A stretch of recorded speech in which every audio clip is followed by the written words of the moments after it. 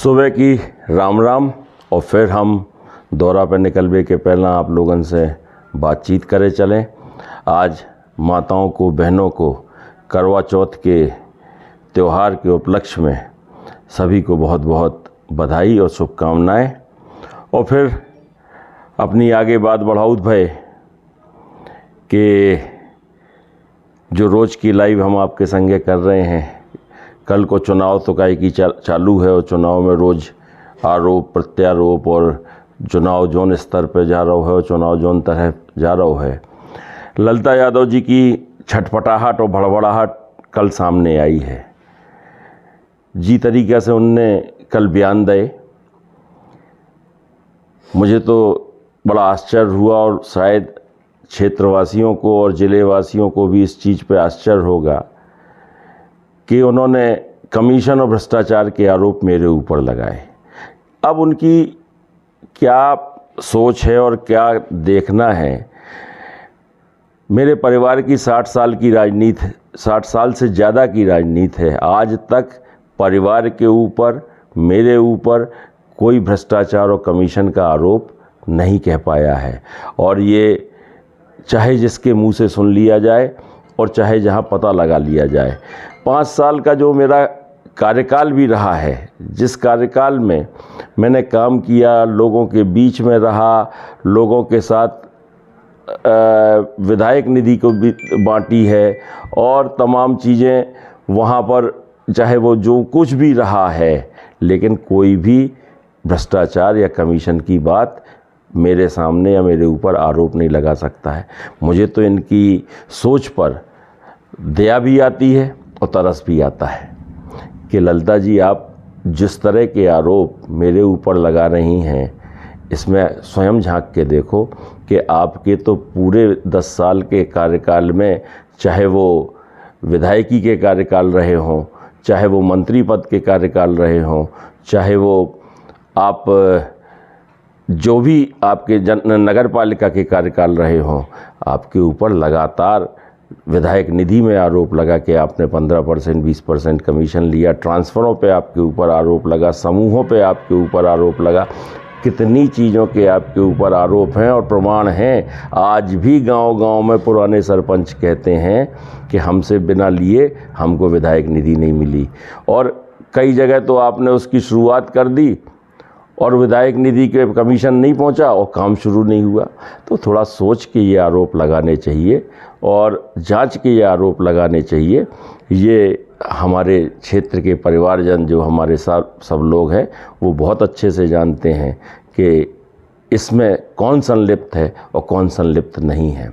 आपने दूसरा आरोप लगाया गुंडागिर्दी का, मुझे बहुत बड़ा गुंडा बताया है।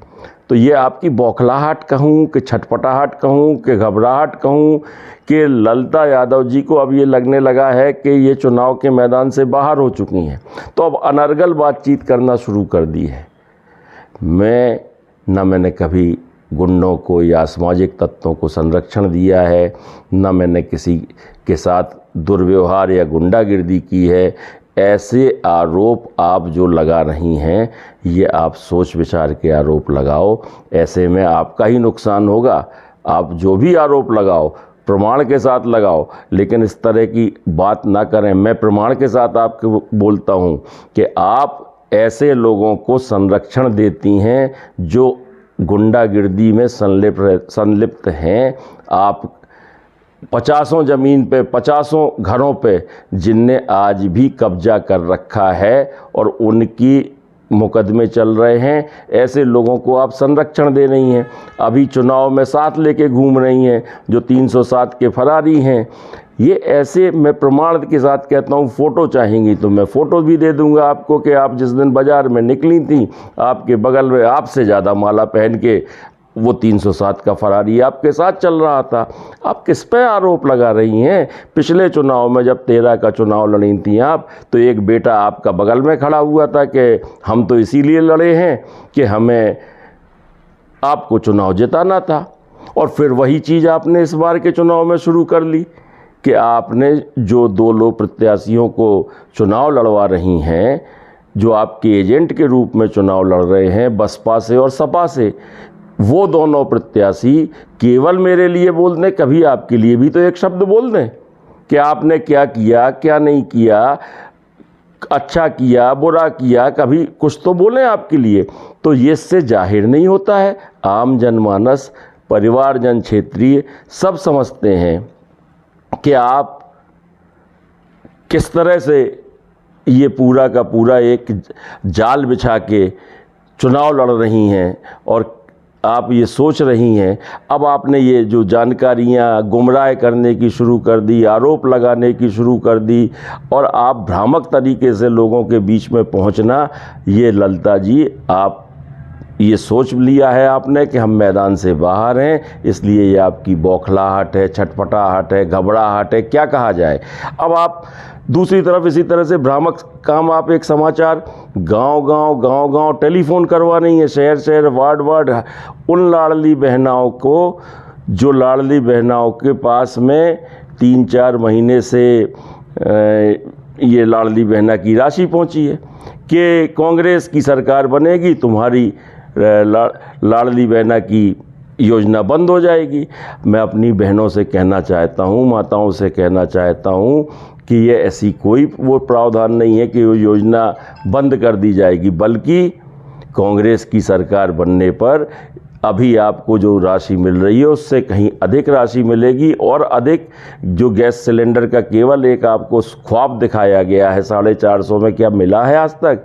जो मिला भी नहीं है, उस गैस सिलेंडर का कांग्रेस की सरकार बनने पे आपको 500 का गैस सिलेंडर भी मिलेगा, 1500 रुपये की राशि आपको मिलेगी जो नारी सम्मान के रूप में रहेगी। कोई योजना नहीं बंद करनी है। आप ऐसे भ्रामक प्रचार करके, टेलीफोन करवा के ऐसे चुनाव नहीं लड़े जाते हैं ललिता जी।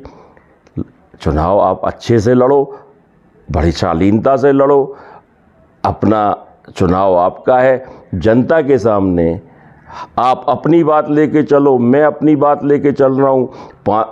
दिक्कत ये हो रही है कि पिछले 10 सालों में जब आपका कार्यकाल रहा, आप लोगों के बीच में गई नहीं हैं, लोगों के साथ आपने कुछ किया नहीं है, तो अब आप करें क्या। और पिछले 5 साल का जो कार्यकाल रहा, उस 5 साल के कार्यकाल के दौरान आप लोगों के बीच में कहीं बाहर निकली नहीं है, किसी से संपर्क किया नहीं है।